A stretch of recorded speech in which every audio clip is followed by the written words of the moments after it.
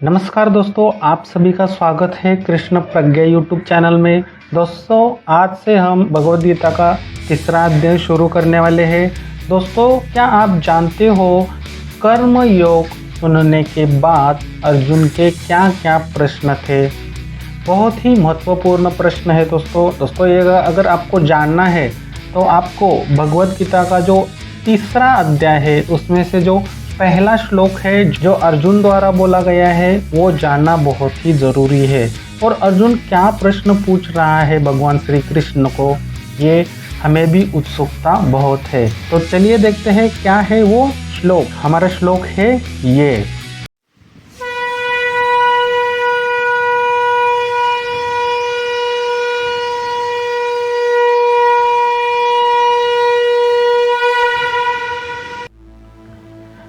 दोस्तों ध्यान देना, श्लोक कैसे पढ़ा जाता है। भगवद गीता का तीसरे अध्याय का पहला श्लोक जो है वो अर्जुन द्वारा बोला गया है। अर्जुन उवाच जायसी चेत कर्मण्यस्ते मथा बुद्धिर जनार्दन तत किम कर्मणि घोरो माम नियोजयसि केशव। जायसी चेत कर्मण्यस्ते मता बुद्धिर जनार्दन तत किम कर्मणि घोरो माम नियोजयसि केशव। चलिए दोस्तों देखते हैं इस श्लोक का संधि विच्छेद क्या है, उसका हिंदी अर्थ क्या है। हमारे श्लोक की पहली लाइन है जायसी चेत कर्मस्ते मता बुद्धिर जनार्दन। दोस्तों इसका संधि विच्छेद करते हैं। जायसी जैसे है वैसे आएगा। चेत कर्मणस्ते का संधि विच्छेद कैसे होगा? चेत धन कर्मण्य धनस्ते मता जैसे है वैसे आएगा। बुद्धिर जनार्दन, इसका संधि विच्छेद कैसे होगा? बुद्धि धन जनार्दनम। हिंदी अर्थ देखते हैं। जायसी का अर्थ होता है श्रेष्ठ है। चेत कर्मण्यस्ते का अर्थ होता है यदि कर्मयोग से, मता तुम्हारे मत। बुद्धि जनार्दन, बुद्धि है जनार्दन। श्लोक की दूसरी लाइन देखते हैं। तत किम कर्माणि घोरो माम नियोजयसि केशव।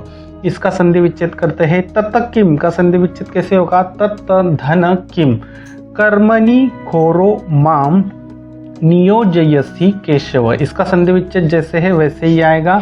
हिंदी अर्थ देखते हैं। तत किम का हिंदी अर्थ होता है अतः क्यों। कर्मणि कर्म योग में, घोरो का अर्थ होता है भयंकर, माम मुझे, नियोजयसि का अर्थ होता है प्रेरित करते हो, केशव हे केशव। तो दोस्तों आज हमने तीसरे अध्याय का पहला श्लोक, उसका संधि विच्छेद और उसका हिंदी अर्थ देखा। चलिए देखते हैं संस्कृत श्लोक कैसे पढ़ते हैं, श्लोक का हिंदी अर्थ क्या है। ध्यान देना दोस्तों, 2 बार श्लोक पढ़ेंगे। आप भी कृपया करके मेरे साथ पीछे पीछे से श्लोक उच्चारण करने की कोशिश जरूर कीजिएगा ताकि आपको भी अच्छा से अभ्यास हो जाए श्लोक पढ़ने का।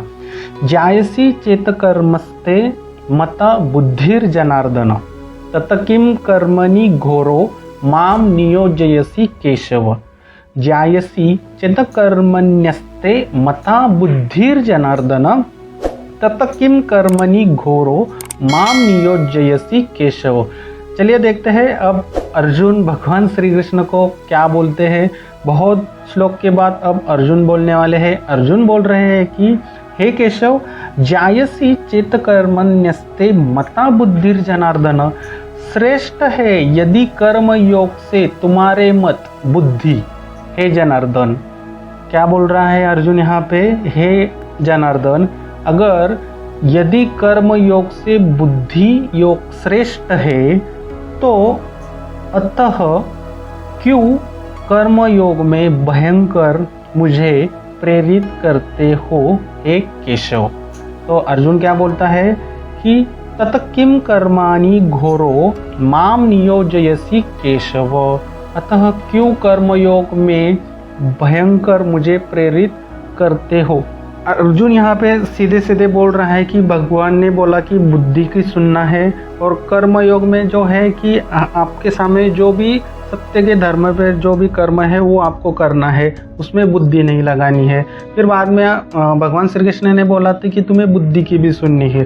तो अर्जुन यहाँ पे क्या हो रहा है, थोड़ा सा कंफ्यूज हो रहा है और पूछ रहा है कि अगर तुम्हारे मत में बुद्धि योग श्रेष्ठ है कर्म योग से अधिक, तो मुझे कर्मयोग द्वारा ये युद्ध करने के लिए क्यों कह रहे हो? क्योंकि मैं तो पहले से ही ज्ञान योग का उपयोग कर रहा हूँ, क्योंकि युद्ध से हिंसा होगी, बहुत से कुल नाश होंगे, वर्ण संतान उत्पन्न होगी।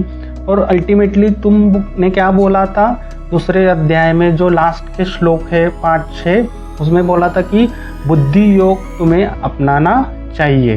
तो तुम मुझे कर्म योग के द्वारा इस भयंकर युद्ध के लिए प्रेरित क्यों कर रहे हो? यही है इस श्लोक में अर्जुन द्वारा भगवान को किया गया हुआ प्रश्न। चलिए देखते हैं श्लोक कैसे याद रखें विद विजुअलाइजेशन। किसी भी श्लोक को याद रखना है तो विजुअलाइजेशन करते हैं, 5 ज्ञानेंद्रियों का यूज करना है। कृपया करके आंखें बंद कीजिए। कुरुक्षेत्र की युद्ध भूमि पर जाना है। एक रथ है, रथ के ऊपर कपित ध्वज है, रथ के ऊपर सारथी जब भगवान श्री कृष्ण है, उनके पीछे कौन है? अर्जुन है। दोनों का संवाद है। क्या संवाद चल रहा है? ध्यान देना, मन की आंखों से देखने का प्रयास जरूर कीजिए। अर्जुन बोल रहा है कि श्रेष्ठ है यदि कर्मयोग तुम्हारे मते बुद्धि हे जनार्दन।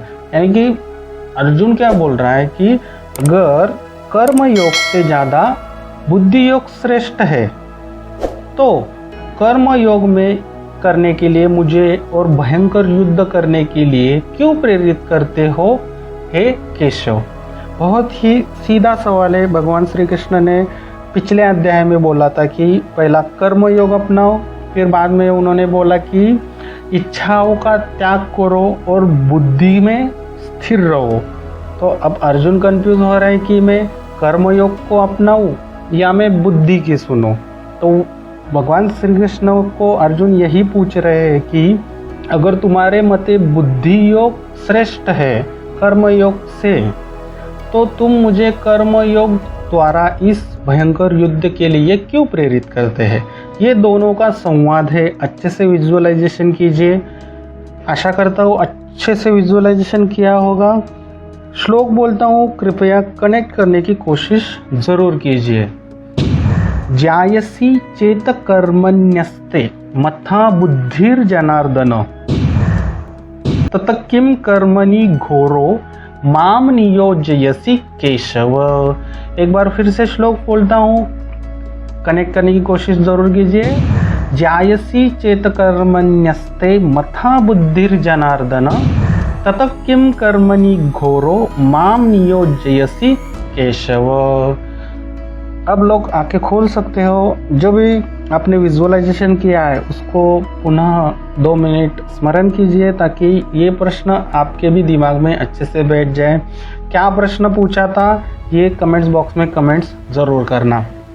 चलिए देखते हैं क्या है इस श्लोक के प्रश्न। एक ही प्रश्न है, इस श्लोक से आपने क्या सीखा? यानी कि अर्जुन ने इस श्लोक से भगवान श्री कृष्ण को क्या प्रश्न पूछा, कर्मयोग के बारे में अथवा बुद्धि योग के बारे में। ठीक है दोस्तों, इसी तरह दोस्तों 700 श्लोक सीखना है तो कृष्ण प्रज्ञा यूट्यूब चैनल को सब्सक्राइब करना। चाणक्य नीति सीखना है तो चाणक्य प्रज्ञा यूट्यूब चैनल को सब्सक्राइब जरूर करना। फिर मिलते हैं दोस्तों अगले श्लोक में, तब तक के लिए हरे कृष्णा।